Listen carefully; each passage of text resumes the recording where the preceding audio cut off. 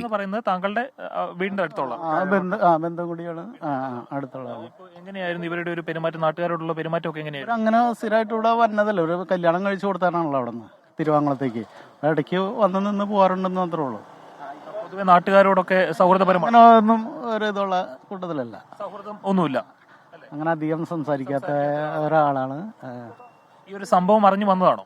അതെ അതെ, അത് വീടിന് തൊട്ട് പോലീസ് വണ്ടി വന്നപ്പോഴാണ് നമ്മൾ ഈ സംഭവം അറിയണത്. ഈ അമ്മയുടെ വീട്ടിൽ മറ്റ് ബന്ധുക്കൾ ആരെങ്കിലും ഉണ്ടോ? അവിടെ അച്ഛനും അമ്മയാണ് ഉള്ളത്. ഇപ്പം ഇത് അറിഞ്ഞപ്പോൾ ഈ പെൺകുട്ടിയുടെ ചേച്ചിയുണ്ട്, അവർ വന്നിട്ടുണ്ട്. ഇത്രേ ഉള്ളൂ, അച്ഛനമ്മയും മാത്രമേ ഉള്ളൂ അവിടെ. ഏതാണ്ട് 7:30 സമയത്തോടു കൂടിയാണ് ഈ ഒരു ഭാഗത്ത് നിന്ന് കുറുമശ്ശേരിയിൽ നിന്ന് ഓട്ടോയിൽ ഈ ഒരു യുവതി കയറിയത്, സ്ത്രീ കയറിയത് എന്നാണ് നമുക്ക് അറിയാൻ സാധിക്കുന്നത്.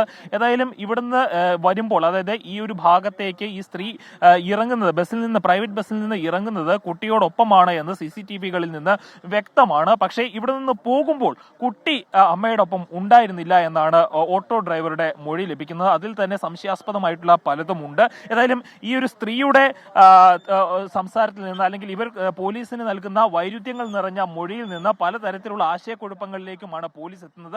ഏതായാലും 3 വയസ്സുള്ള ആ കുട്ടിയെ കണ്ടെത്തുക എന്നുള്ള അക്ഷീണമായ പരിശ്രമത്തിലാണ് പോലീസും നാട്ടുകാരും ഇവിടെ എത്തിയിരിക്കുന്നത്. തുടരുക. വളരെ പ്രധാനപ്പെട്ട വിവരങ്ങളാണ് ഇപ്പോൾ അവിടുത്തെ നാട്ടുകാരും ഒപ്പം അവിടുത്തെ ഓട്ടോ ഡ്രൈവേഴ്സും പങ്കുവച്ചത്. അതിൽ മൂഴിക്കുളം ഭാഗത്ത് ബസ്സിൽ ഈ അമ്മയും കുഞ്ഞും വന്നിറങ്ങി എന്ന് അവിടുത്തെ മൂഴിക്കുളത്തെ നാട്ടുകാരും ഒപ്പം അവിടുത്തെ ഓട്ടോ ഡ്രൈവേഴ്സും പറയുന്നു. ആ സമയത്ത് 2 പേരും ഉണ്ട് എന്ന് പറയുന്നു. പിന്നീട് ഈ പാലം, മൂഴിക്കുളത്തെ ഈ പാലം, നേരത്തെ ഈ കുട്ടിയെ പുഴയിലേക്ക് എറിഞ്ഞു നോക്കി നേരത്തെ അമ്മ കൊടുത്ത മൊഴി പ്രകാരമുള്ള ആ പാലത്തേക്ക് ഈ മൂഴിക്കുളത്ത് നിന്നും ബസ് സ്റ്റാൻഡിൽ നിന്ന് ഏതാണ്ട് ഒരു 200 മീറ്റർ ദൂരമേ ഉള്ളൂ, നടന്നു വരാവുന്ന ദൂരം മാത്രമേ ഉള്ളൂ എന്നും അതും അവിടുത്തെ പ്രദേശവാസികളും ഒപ്പം ഓട്ടോ ഡ്രൈവേഴ്സും പറയുന്നുണ്ട്. പിന്നീട് മൂഴിക്കുളത്തേക്ക് തിരികെ എത്തി അവിടെ ബസ് സ്റ്റാൻഡിൽ നിന്നാണ് ഓട്ടോ വിളിക്കുന്നത്.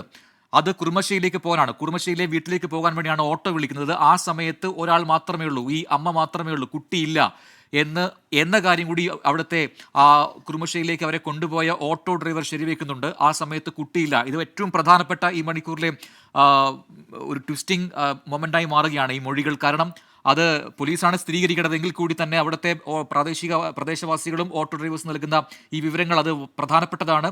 മൂഴിക്കുളത്ത് എത്തുമ്പോൾ അമ്മയും കുഞ്ഞുമുണ്ട്, അത് CCTVയിൽ പതിഞ്ഞിട്ടുണ്ട്. പിന്നീട് അവരെങ്ങോട്ട് പോയി എന്നറിയില്ല. പക്ഷേ ഈ ഭാഗത്തേക്ക് വന്നെങ്കിൽ, ഈ പാലമുള്ള ഭാഗത്തേക്ക് വന്നെങ്കിൽ അത് നടന്നു വരാവുന്ന ദൂരം മാത്രമേ ഉള്ളൂ. ഏതാണ്ട് 200 മീറ്റർ മാത്രമേ വ്യത്യാസമുള്ളൂ ഈ സ്റ്റാൻഡും ഈ പാലവുമായി എന്ന് പറയുന്നു. പിന്നീട് ഇവർ കുറുമശ്ശേരിയിലേക്ക് ഓട്ടോ വിളിക്കുന്നുണ്ട്. അത് ബസ് സ്റ്റാൻഡിലേക്ക് എത്തിയ ശേഷമാണ്. വീണ്ടും തിരികെ ഒരുപക്ഷെ ആ ഭാഗത്തേക്ക് എത്തിയേക്കാം.